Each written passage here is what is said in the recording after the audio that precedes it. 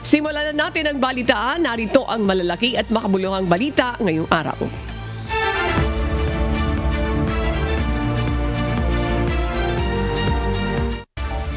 Inilabas ng Presidential Communications Office o PCO kagabi ang top 10 na sektor na prioridad para sa National Expenditure Program 2026. Una dito ang edukasyon, ikalawa ang public works, ikatlo ang kalusugan, ikaapat ang depensa, ikalima ang interior and local government, ika-6 naman ang agrikultura, ikapito ang social welfare, ikawalo ang transportasyon, ika-9 ang judiciary at ika-10 ang labor and employment.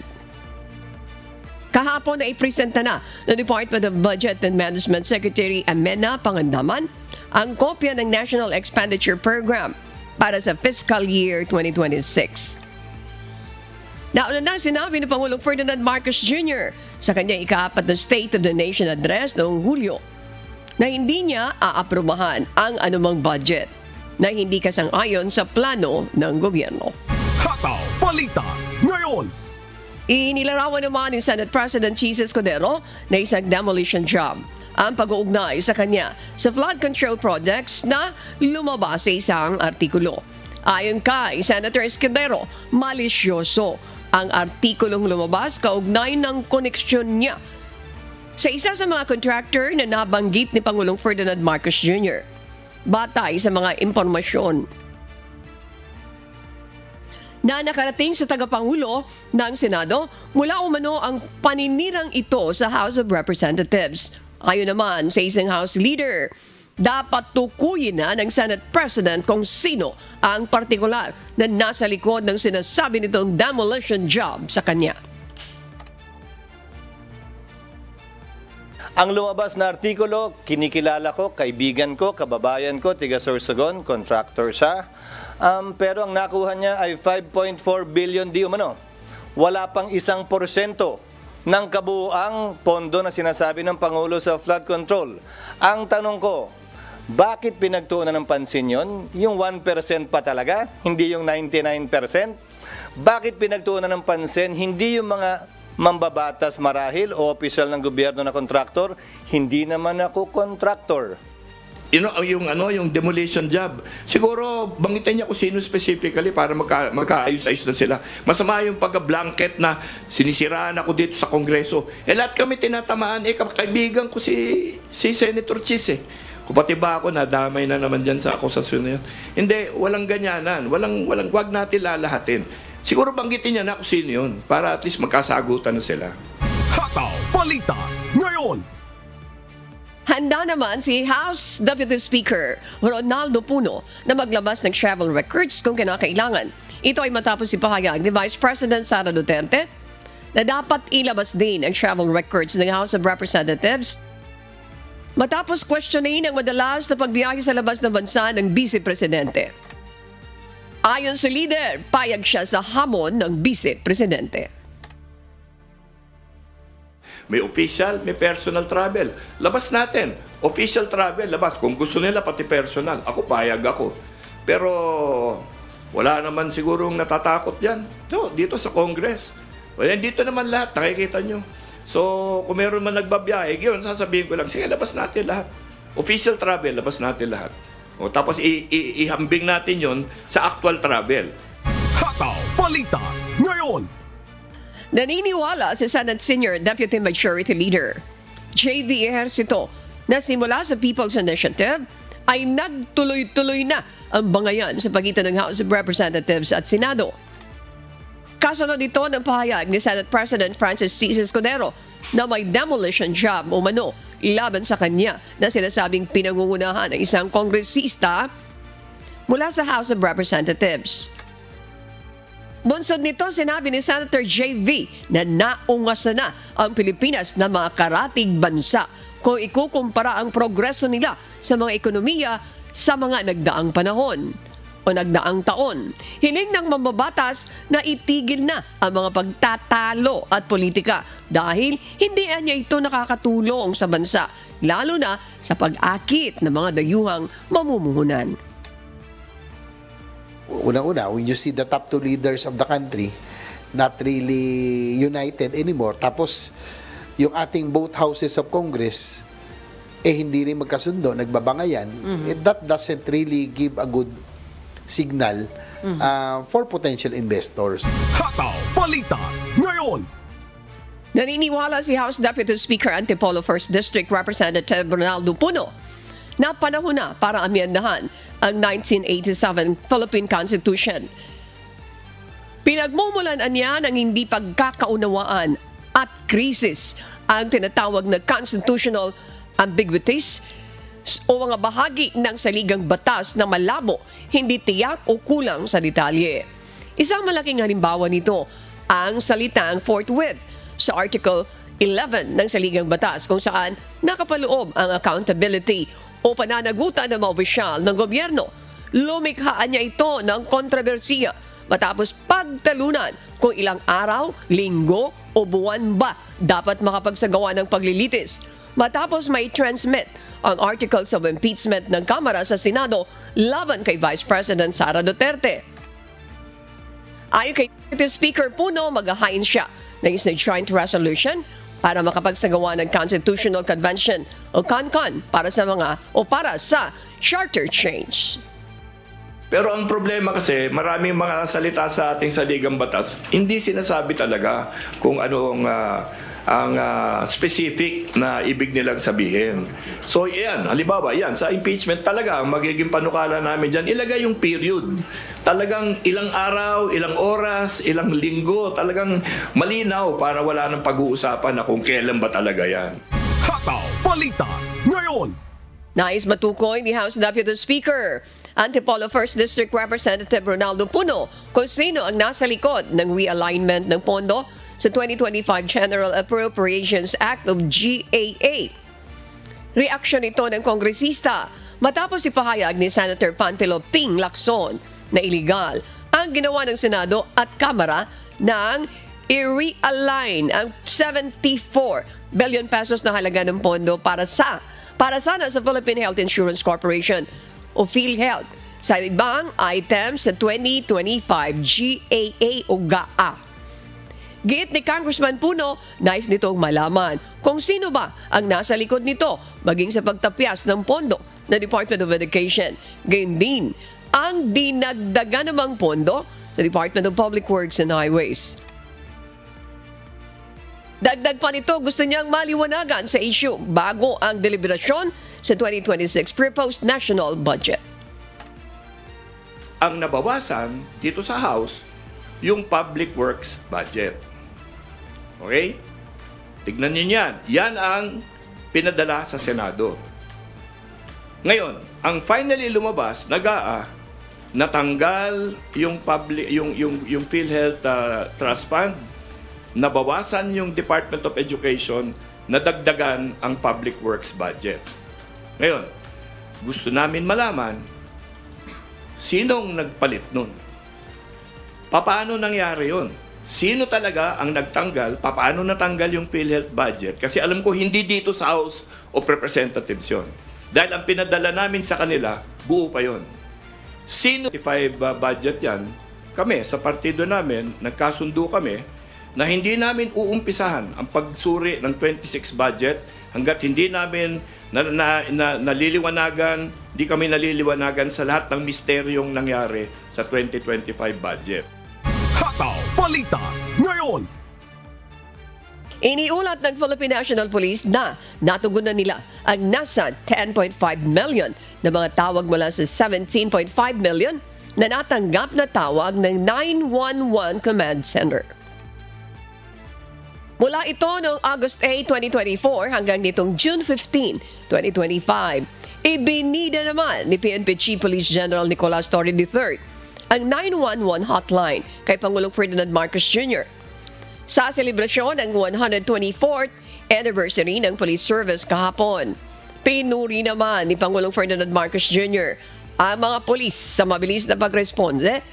Subalit ipanahayag din ito ang hamon sa nasabing programa. Patuloy nating isapuso at isabuhay ang ating sinumpaang tungkulin, maglingkod ng buong husay at tapat, walang bahid ng katiwalian o pagmamalabi sa kapwa, sapagkat sa bawat tapat at mabilis na aksyon ng pulis ay nararamdaman ang tunay na bagong Pilipinas. However, the challenge now is to ensure that, rain or shine, during ordinary days, and more so in times of crisis, there are people who will be ready to answer our people's call for help. This is how we rebuild the trust that the police will come, no matter what time, no matter what the circumstances, they will arrive. Hataw Balita ngayon. Nais ni Senator Bam Aquino na magkaroon ng standard price para sa pondong ibibigay sa school construction projects. Ito ay matapos mapag-alaman na mas mahal at matagal matapos ang mga school building na gawa ng Department of Public Works and Highways kumpara naman sa gawa ng mga non-government organization sa pamamagitan ng pagbubuo ng Technical Working Group. Magbabalanse kung ano ang mga kinakailangan ng iba't ibang klase ng classroom na base na rin sa geographical location ng isang eskwelahan. Si Senator Aquino ang chairperson ng Basic Education Committee ng Senado. When we put together the fund, ang na-imagine natin, there will be a council headed by DepEd that will award basically the price and the specs to LGUs and NGOs that want to participate in school building. Dapat standardized siya. May standard price, may mga additional, kunyari dun sa foundation o dun sa layo ng lugar. Hataw Balita ngayon. Ipinagutos naman ng Education Secretary Sonny Angara ang pagtatatag ng mga sports clubs sa lahat ng mga pampublikong paaralan sa bansa. Layunin niya nito na palakasin ang katawan, linawin ang isipan at ihanda ang mga kabataan na makabawi mula sa learning loss na idinulot ng pandemya. Hindi lang anya ito tungkol sa paglalaro kundi tungkol sa disiplina, teamwork at tibay ng loob na madadala ng mga estudyante sa tunay na buhay.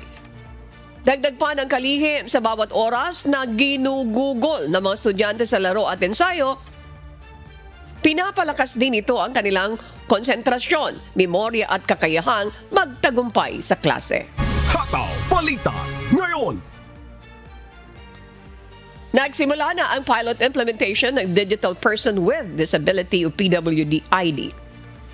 Sinimula nito ng Department of Social Welfare and Development o DSWD at National Council on Disability Affairs.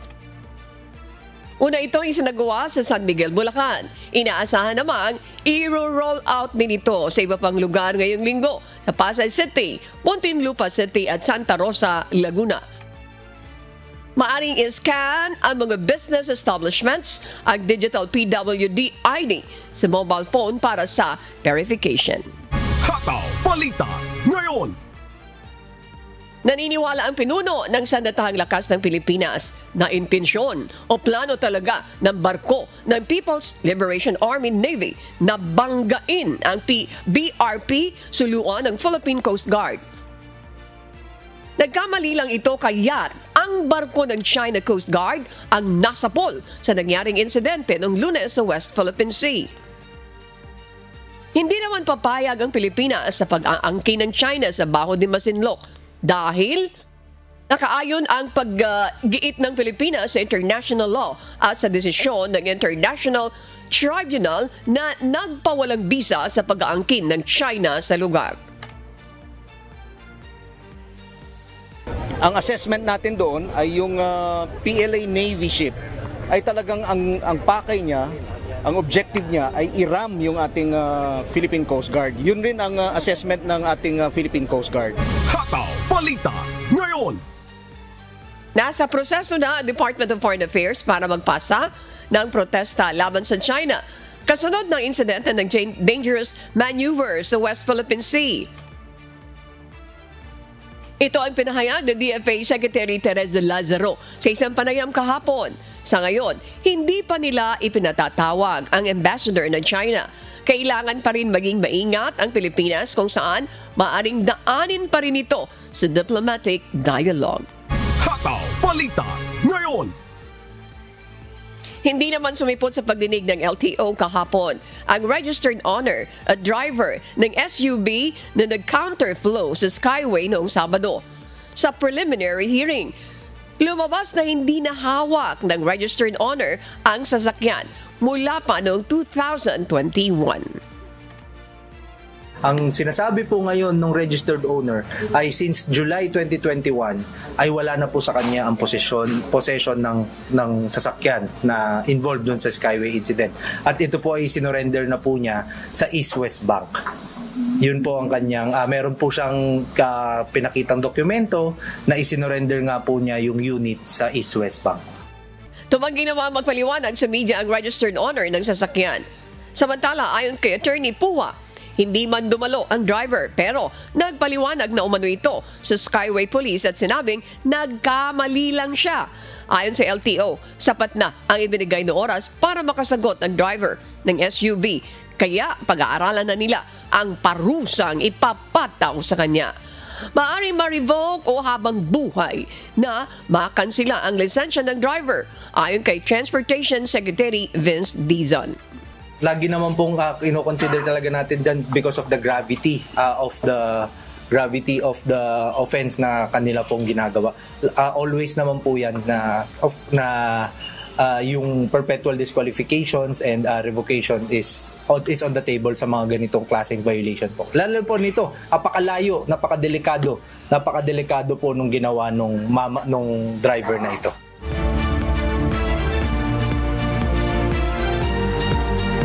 Sumagot si Baguio City Mayor Benjamin Magalong sa mga pahayag ni Attorney Claire Castro kaugnay ng umano'y irregularidad sa ilang proyekto ng ilang mambabatas. Giit ni Magalong hindi siya dapat ituring na kalaban at mas mainam kung isang independent investigating body ang magsisiyasat sa mga issue upang mapanatili ang integridad ng investigasyon. Si Grace Doctolero, humahataw. Malinaw ang naging pahayag ni Baguio City Mayor Benjamin Magalong kaugnay ng isyong kinakaharap ni Attorney Claire Castro. Giit ng alkalde na hindi siya kaaway at handa siyang makipagtulungan basta't ang investigasyon ay pamumunuan ng tamang ahensya na may legal at investigative mandate para humawak ng ebidensya. Paliwanag ni Mayor Magalong, hindi makakabuti na direktang ipasa sa Pangulo ang mga impormasyon dahil magdadagdag lamang ito sa dami ng trabaho ni PBBM. Mas makabubuti umano na ang mga ekspertong investigador ang humawak sa mga usaping ito. Siguro pinakamaganda, papadala na lang namin doon sa opisina na lang niya yung mga hawak naming dokumento. I-consolidate na lang namin kung ganun pala. Pero sana mayroon investigating body na para hindi na namin nagagambala si Presidente. Ang daming trabaho ng ating Presidente. Iginiit ni Magalong na hindi dapat ituring na kaaway ang kanilang panig. Bakit parang lumalabas na kaaway nila ako rito? Hindi niyo po ako kaaway. In fact nga ho, pinapraise nga ho namin si Presidente. Huwag niyo kami tratuhing kaaway. Kaibigan niyo po kami rito sa laban ni Presidente. Laban dito sa corruption. So, huwag niyo po kami akusahan. Ito po ay ginagawa po namin dahil gusto po namin makatulong sa administrasyon po ni PBBM. Dagdag pa ni Magalong, ang isyu ay hindi personalan, kundi usapin ng tamang paggamit ng pondo ng bayan. Kaya't dapat umanong isantabi ang politika at ituon ang pansin sa epektibong pagresolba ng mga kasong may ebidensya. Nanindigan din si Mayor Magalong na ang pagsasagawa ng investigasyon ay dapat na ipagkatiwala sa may kakayahan at karanasan sa paghahanap ng ebidensya. Ang importante rito ay mayroong investigating body. Kasi kung mga membro ng Kongreso, hindi naman sila hindi naman sila investigador. Iba kasi yung investigador dahil mayroong skill yan, may talent yan, may tradecraft yan. Kasi ang challenge dito kasi is makakuha ka ng mga ebidensya. Trabaho yun ng investigador, hindi trabaho yun ng mambabatas. Sa huli, nanawagan si Mayor Magalong ng pagkakaisa at pagtutulungan ng lahat ng ahensya at mga pinuno ng pamahalaan upang mapuksa ang korupsyon sa bansa. Grace Doctolero, humahataw sa Balita Ngayon.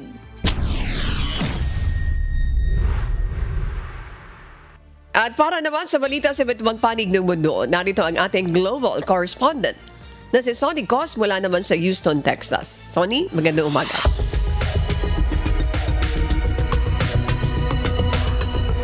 Magandang umaga mga kasambahay. Nilagdaan ni United States President Donald Trump ang isang executive order na magpapaliban sa pagpapatupad ng pinakamataas na taripa sa mga Chinese goods hanggang November 10, 2025. Ito ang humahataw na balita ni Noel Poliarco. Ipinagpaliban ang pagpapataw ng United States ng mataas na taripa sa mga produkto ng China na magsisimula sana nitong Martes, August 12. Ngunit isang executive order ang nilagdaan ni US President Donald Trump upang palawigin ito ng 90 days o hanggang November 10, 2025. Layunin nito na maiwasan ang pagtaas ng import duties na maaaring makapigil sa tensyon sa kalakalan sa pagitan ng Amerika at China. Sinabi ni Trump na isa pamamagitan nito, ang China ay makagagawa ng malaking hakbang para maiayos ang mga non-reciprocal trade arrangements at iba pang mga concerns nito sa Amerika ukol sa economic at national security. Nag-issue rin ng parehong pause ng extra tariff ang China Commerce Ministry para rin sa 90 days na pag-postponed sa iba pang tinitingnan ng mga restrictions list sa kalakalan at investment ng mga US firms na tinatarget sa Abril 2026. Samantala, isinusulong naman ni Trump na dagdagan ang koneksyon ng China na gawing quadruple ang pagbili nito ng soybean sa Amerika at ipinatitigil ang Beijing na bumili ng Russian oil kundi ay papatawan nito ng ikalawang taripa ang China. Noel Poliarco, humahataw sa balita ngayon. Sinuportahan ng United States Department of Justice ang isang panukala ng Department of Transportation na bawiin ang antitrust immunity para sa joint venture ng Delta Airlines at Grupo Aeromexico. Ito ang humahataw na balita ni James Bontuyan. Mahalaga ang kompetisyon lalo na sa industriya ng airlines. Nagdudulot ito ng mas mababang presyo, mas magandang kalidad at mas maraming serbisyo na gusto ng mga biyahero. Ito ang pinaniniwalaan ng United States Justice Department na nawala ng aprubahan ang antitrust immunity para sa joint venture ng Delta Airlines at Grupo Aeromexico noong 2016. Ang joint venture ay nagpapahintulot sa dalawang airline na mag-coordinate sa scheduling, pricing at capacity decisions para sa mga flight mula US papuntang Mexico. Gayunpaman noong Enero, sinabi ng Department of Transportation na hindi na nila planong i-renew ang antitrust immunity matapos magpatupad ang gobyerno ng Mexico ng mga pagbabago tungkol sa airport slots at operasyon sa pangunahing paliparan ng Mexico City. Hindi pa nagbibigay ng komento ang Delta at Aeromexico tungkol sa usapin. James Bontuyan, humahataw sa balita ngayon.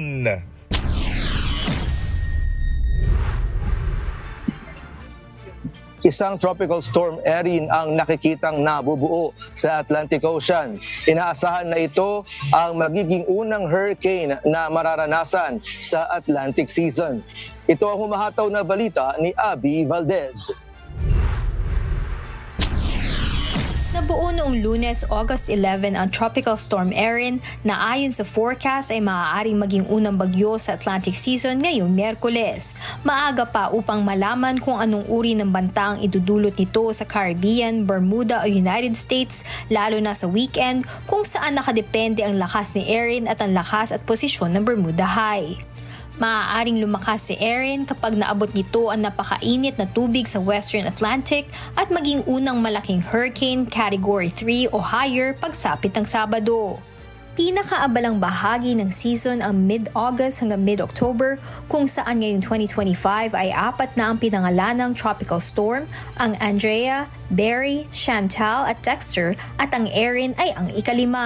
Tinutukoy din ng National Hurricane Center na may 2 lugar na potensyal na may tropical development ngayong linggo at kahit mababa pa ang tsansa ngayon, nagsisimula na magpakita ng palatandaan na magiging mas aktibo ang panahon ng bagyo.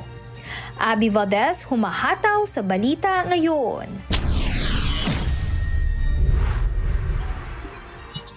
Samantala, nararanasan naman ngayon ang matinding init sa ilang bahagi ng Europa kung saan umaabot ang temperatura sa 43 degrees Celsius sa timog ng France at nagdulot naman ng mataas na panganib ng wildfire sa ibang rehiyon sa bansa. Samantala, nakaranas ng mga sunog ang katimugang bahagi ng Bulgaria habang naitala naman ng Hungary ang pinakamataas na temperatura nitong linggo. Ito ang humahataw na balita ni Val Onya. Matinding init ang nararanasan ngayon sa ilang bahagi ng Europa. Ayon sa Copernicus Climate Service ng European Union, halos 2 beses ang bilis ng pag-init sa Europe kumpara sa ibang bansa sa mundo na humahantong sa mas madalas at matinding heat waves. Dagdag pa dito, mas lumawak ang mga bahagi ng kontinente na nasunog ngayong tag-init, gaya ng sa Spain, Portugal at Greece mula pa noong huling bahagi ng Hunyo. Umabot naman sa 43 degrees Celsius ang temperatura sa France na nagdulot naman ng wildfires sa mga lugar na maraming tanim na ubas na ginagawang alak gaya ng sa France Audi Department kung saan 16,000 ektarya ng pananim ang nasunog noong nakaraang linggo. Nagsimula noong Biyernes ang ganito kainit sa nasabing bansa at inaasahang magtatagal hanggang ngayong linggo. Ilang kababayan naman natin ang naninibago sa ganitong mainit na temperatura sa bansa na dati lamang nilang nararanasan sa Pilipinas. Kung i-compare ko ang init sa Pilipinas saka dito sa Paris, France, mas matindi ang init dito sa Paris, France. Kasi sa Pilipinas, mainit pero mahangin siya. Maalwa yung hangin, malamig. Lalo na pag nasa labas ka ng bahay. Kaya nga pagtungtong ng alas 9 o alas 10 ng umaga, binababa na namin yung shutter ng mga bintana para ma-maintain yung lamig sa loob ng bahay. Mas gustuhin mo pa nga mag-stay sa loob ng bahay kaysa lumabas. Kasi sobrang init na talaga. Dati po, sanay ako sa init sa Pilipinas, pero dito sa Paris, France, kakaiba po yung init niya. Pag lumakad ka sa kanyang arawan, mararamdaman mo sa balat, sobrang init, sobrang hapdi. Tapos kahit na sumilong ka sa gantong ilalim ng mga puno, mararamdaman mo pa rin yung init ng hangin sa kanong araw. Parang may blow dryer sa taas mo sa lumabas. Kaya iwas din po dito yung mga tao lumabas. Tsaka maaga po nasasali yung mga. Tsaka hindi po masyadong lumanapit. Sa ibang parte po ng France, halos pagod na po ng 40 Celsius. Hindi rin nakaligtas ang Bulgaria sa matinding init kung saan halos 200 sunog ang naitala kaya't nagpatupad ang pamahalaan ng fire ban.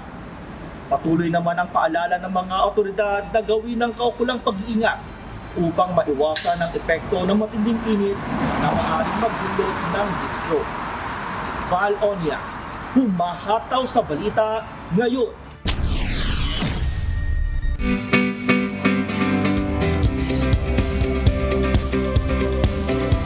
Public service naman tayo para sa ating mga kababayang OFW. Magkakaroon ng libreng legal seminar para sa mga kababayan natin sa Lisbon, Portugal.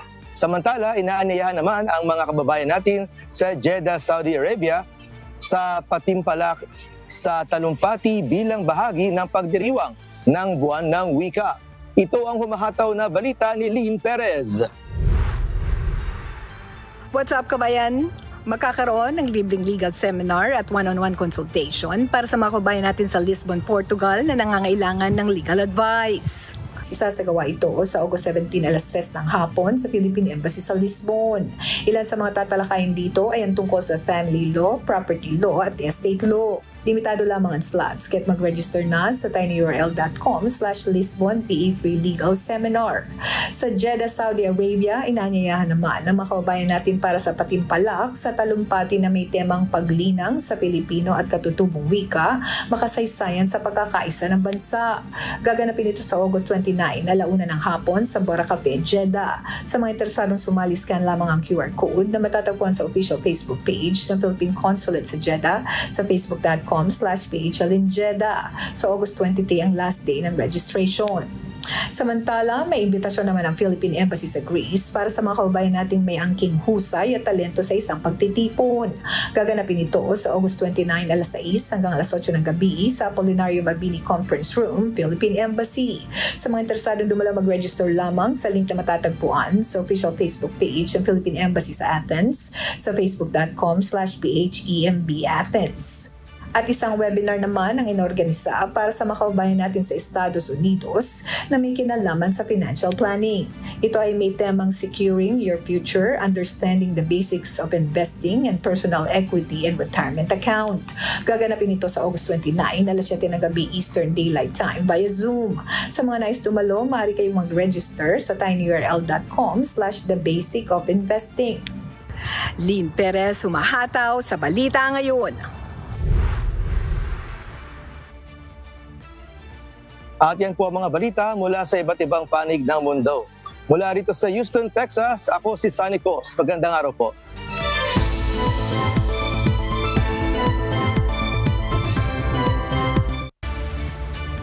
Nasa mahigit 4,000 minimum wage earner ang nagbenepisyo sa Benteng Bigas Mayroon na program ng pamahalaang nasyonal. Sa buong Bicol Region, si Jerry Galicia humahataw.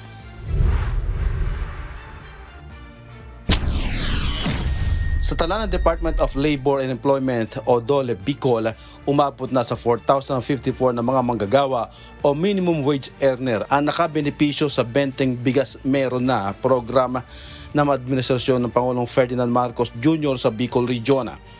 Mula nang inilunsad ang programa noong June 13 sa rehiyon, nasa 516 manggagawa na sa Albay ang naka-avail ng Benteng Bigas, 835 sa Camarines Norte, 1,240 sa Camarines Sur, 419 sa Isla na Catanduanes, 89 sa Masbate, at 955 sa Sorsogon.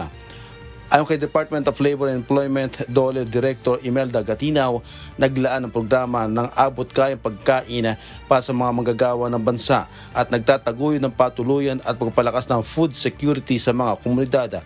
Target ng programa na mapaglaanan ang mga minimum wage earner, maging ang vulnerable sector sa pamamagitan ng access sa mataas na kalidad ng bigas sa subsidized rate na 20 pesos per kilo. Pinalakas din ng programa ang farm-to-market chain o supply at nakakatiyak din na mga magsasaka na ang kanilang ani ay mabibili sa pamamagitan ng matatag na merkado. Jerry Galicia humahataw sa Balita Ngayon. Ang huli naman ng 2nd Special Operations Unit Maritime Group ng Philippine National Police ang 5 individual matapos silang makuhanan ng halos 2.8 million pesos na halaga ng iligal na sigarilyo sa barangay Maasin, Brooks Point, Palawan, ayon sa PNP Maritime Group, kabilang sa nakumpiska. Ang 80 kahon ng New Berlin cigarettes na tinatayang nasa 2,520,000 ang halaga. 10 kahon naman ng New RS menthol cigarettes na tinatayang nasa 315,000 pesos. Umabot sa 2,835,000 pesos ang kabuang halaga na mga sigarilyo na nakuha mula sa bangkang Kiring-Kiring. Dinala sa himpilan ng pulisya sa Brooks Point ang mga suspect at mga ebidensya. Hataw Balita Ngayon. Sumasa ilalim naman sa 5 araw na Water, Search and Rescue o WASAR training ang 24 na sangguniang kabataan ng bayan ng Tuaw, Cagayan. Layunin nito na mapalakas ang kapasidad ng Tuaw, ang sangguniang kabataan sa pagsasagawa ng emergency operations. Si Ryan Salatandol, humahataw. Pinangunahan ng Cagayan Provincial Disaster Risk Reduction and Management Office o PDRRMO ang 5 araw na Water Search and Rescue o WASAR training para sa 24 na sangguniang kabataan sa bayan ng Tuaw, Cagayan. Sinimulan ito noong August 9 at nakatagdang magtapos ngayong araw, August 13. Layon umano ng pagsasanay na palakasin ang kapasidad ng Sangguniang Kabataan ng Tuaw sa pagsasagawa ng mga emergency operations, lalo na ang mga aktibidad na may kinalaman sa tubig na makatutulong sa panahon ng kalamidad at sakuna. Ilan sa mga ginawa na ng mga kabataan ay ang first aid, basic life support, cardiopulmonary resuscitation, bandaging techniques at rappelling na ginawa sa Chico River Bridge. Tinuruan din ang mga kalahok ng basic swimming at ropemanship na isinagawa sa isang resort sa barangay Naruangan sa naturang bayan. Ang wasar training ay isang aktibidad ng PDRRMO kung saan tinutulungan ng mga kawani ng naturang tanggapan ang mga grupo o ahensya na nais magsagawa ng pagsasanay bilang paghahanda sa panahon ng kalamidad at makatugon sa anumang sakuna sa kanilang mga nasasakupang lugar. Ryan Salatandol, humahataw sa balita ngayon. Tampok naman ang naggagandahang agritourism booth at mga natatayong produkto ng bawat bayan sa pagbubukas ng Niyog-Niyugan Festival 2025 sa Lucena City. Si Japet Cablaida, humahataw.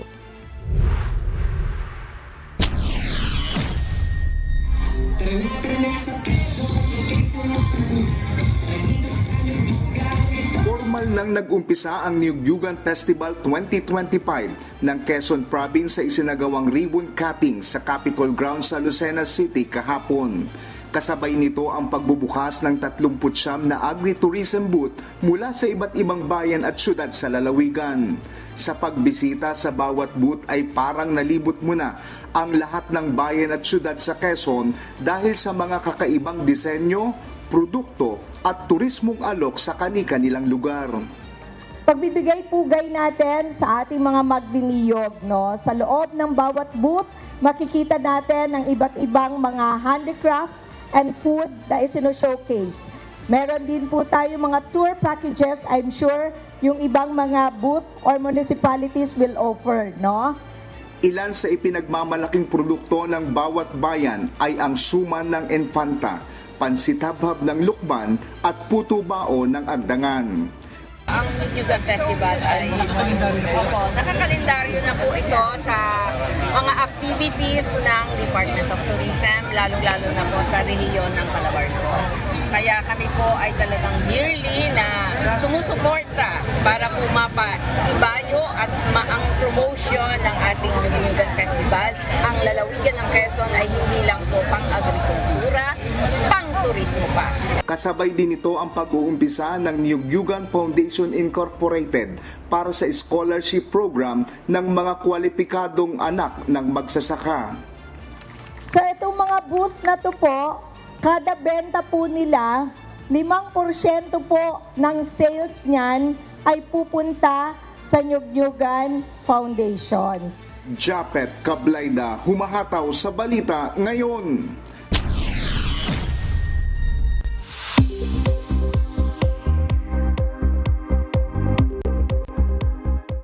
Samantala, this time, alamin naman natin ang magiging lagay ng panahon sa iba't ibang panig ng bansa ngayong araw ng Miyerkules, August 13. Panoorin po natin ang update mula naman sa Philippine Weather Bureau, Pag-asa. Magandang umaga, Pilipinas. Narito ang latest kay Typhoon Goryo. Patuloy pa nga itong lumakas at ngayon ay taglay na ang maximum sustained winds na umaabot sa 140 km per hour near the center at gusts pong umaabot sa 170 km per hour. Ang kanyang sentro ay huli pong nakita sa layong 165 km northeast po yan o hilagang silangan ng Itbayat, Batanes. At ngayon nga po ang kanyang pagkilos ay pakanluran, hilagang kanluran sa bilis na 25 km per hour. Kasalukuyan ay direktang naapektuhan po nito ang Batanes Province in terms yung hangin niya o severe winds. Makakaranas ng pabugso-bugso ng hangin doon sa Batanes Province. Habang in terms of mga pag-ulan naman ay nakakaapekto ito ngayon dito sa Batanes, maging sa Cagayan Province, Ilocos Norte at Apayao Province. Sa natitirang bahagi naman ng bansa ay habagat o southwest monsoon ang nakakaapekto at nagpeperwheel at nagdudulot din ho ito ng mga pag-ulan sa ilang bahagi ng ating kalupaan. Maya-maya lamang iisa-isahin po natin yung mga lugar na makakaranas ng mga pag-ulan dulot ng habagat. Sa latest na track na ipinalabas po natin ngayong 5 a.m. sa ating bulletin, makikita nga po natin in the next 12 hours, generally ay pahilagang kanluran pa rin ang kanyang magiging direksyon. So inaasahan natin na magla-landfall po ito sa Taiwan o southern part ng Taiwan ngayong araw din. At nakikita nga po natin, based na rin po dito sa ating pinakita po na track, itong shaded areas kung saan makikita po natin hagip ng radius ng bagyo ang Batanes Province. Ibig sabihin, yung mga pagbugso ng hangin doon ay inaasahan dulot ni Typhoon Goryo. So kung mag-persist po yung kanyang projection, posible rin ho na this afternoon o mamayang gabi ay lumabas na rin ho ito ng ating area of responsibility. Gayunpaman, patuloy pa rin tayo magantabay sa magiging updates ng Pag-asa. Kaugnay dyan, signal number 2 pa rin ay nakataas sa Itbayat, Batanes o sa municipality ho ng Itbayat doon po sa lalawigan ng Batanes. Habang signal number 1 naman sa natitirang bahagi pa ng Batanes Province. Kaya sa mga kababayan natin doon, patuloy natin silang pinag-iingat, maging alerto po tayo dahil sa lugar na nakataas ang signal number 2, possible ang 62 to 88 kilometers per hour na wind o lakas ng hangin at posibleng magdulot ng minor to moderate threat to life and property. Habang yung nakataas naman ang signal number 1 ay posible ang 39 to 61 kilometers per hour na maximum sustained winds o lakas ng hangin at pwede magdulot ng minimal to minor threat to life and property. Samantala, dahil naman sa habagat, inaasahan din natin yung pagbugso ng hangin sa Babuyan Islands, northern portion ng mainland Cagayan, sa eastern portion ng Isabela at northern portion ng Ilocos Norte. Kaya pinag-iingat din natin ang ating mga kababayan doon dahil bagamat wala pong signal o tropical cyclone wind signal sa mga nabanggit nating lugar, ay posible pa rin silang makaranas ng mga pabugso ng hangin dulot ng bagyong si Goryo. Ibig sabihin, dulot po ng southwest monsoon rather, yung na-enhance na habagat na-enhance po ni Typhoon Goryo. Samantala, in effect pa rin ang ating weather advisory, so possible pa rin yung 50 to 100 millimeters of rainfall sa Batanes Province at Cagayan Province. Dahilan pa rin ito o direktang epekto pa rin ito ni Typhoon Goryo. Kaya pinag-iingat natin ang ating mga kababayan doon, maging alerto po at inaasahan nga natin ang halos widespread na pag-ulan dahil nga po sa epekto ng bagyo. Samantala, para sa forecast natin sa araw na ito, mananatiling maulap ang papawrin na may mga pag-ulan sa Ilocos Norte, Apayao at Cagayan Province dahil sa epekto ng bagyo. Samantala, sa Batanes Province ay maulang panahon na may pagbugso po ng hangin dahil din kay bagyong Goryo. Sa natitirang bahagi naman ng ating bansa, so particular dito sa Mimaropa Region, dito po sa Masbate, Albay, Sorsogon at maging sa Camarines Sur at Catanduanes, asahan natin ang maulap na papawrin at mataas pa rin tsansa ng mga pagulan sa halos maghapon dahil sa epekto ng habagat. Samantala sa Metro Manila at natitirang bahagi naman ng bansa ay mga localized thunderstorms po ang pwedeng magdulot ng mga pag-ulan. Any time of the day po yan. So, posible yung mga 5 minute to 1 hour na buhos ng ulan any time of the day dahil sa mga pulupulong pagkidlat, pagkulog.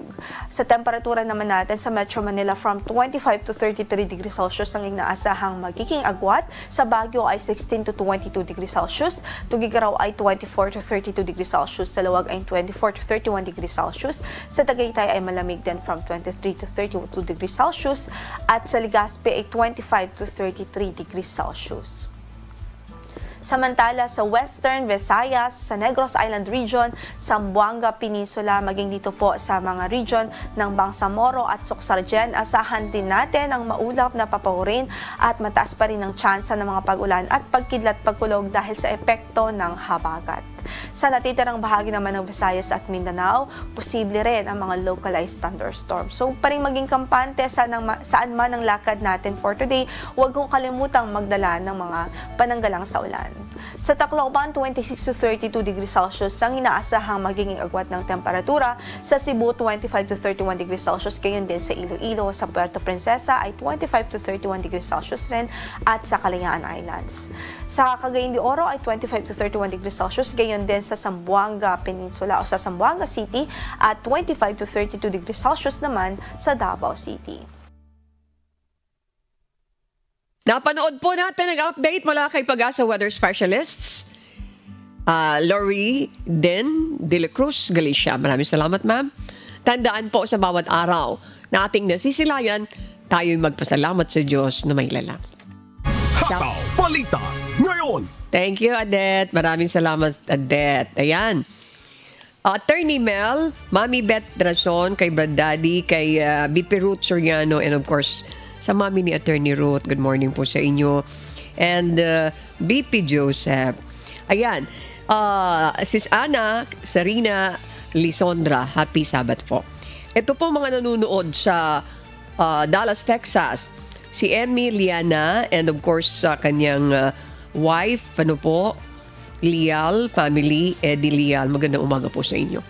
And kasama ko po si Olan, si Marvin, si Belinda, si JL, si Justin, si Arian, si Chrislyn, si George, si Bardalosa, si Adet, syempre, thank you. Kasama natin si Josa, Bernie. And of course, dito sa atin, narito si Ian. Kasama ko si Ian at saka si Races. Okay, sa social media, si Flor. Sa lahat ng mga taga-news department, maraming salamat po. Shout out po sa mga kasama natin, si amigo Sherwin Kulubong, kasama si Chris at saka si Jerickson. Shout out sa lahat ng mga taga-subaybay sa buong Pilipinas at sa iba't ibang panig ng mundo. At Arlene Rason, good morning po.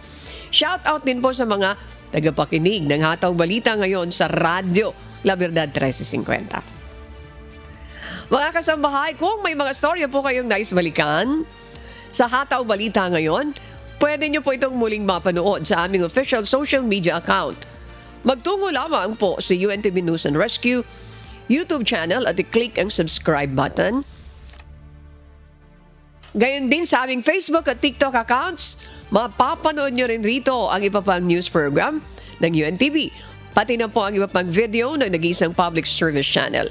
Kaya tara na, subscribe, like, and share.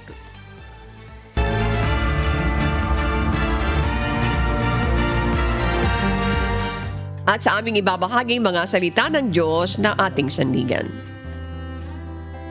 Mula po sa Gawa 10:34 hanggang 35 na nagsasabi, at binuka ni Pedro ang kanyang bibig at sinabi, tunay ngang natatalastas ko na hindi natatangi ang Diyos ng mga tao o hindi nagtatangi ang Diyos ng mga tao. Kundi sa bawat bansa, siya na may takot sa Kanya at gumagawa ng katwiran ay katanggap-tanggap sa Kanya.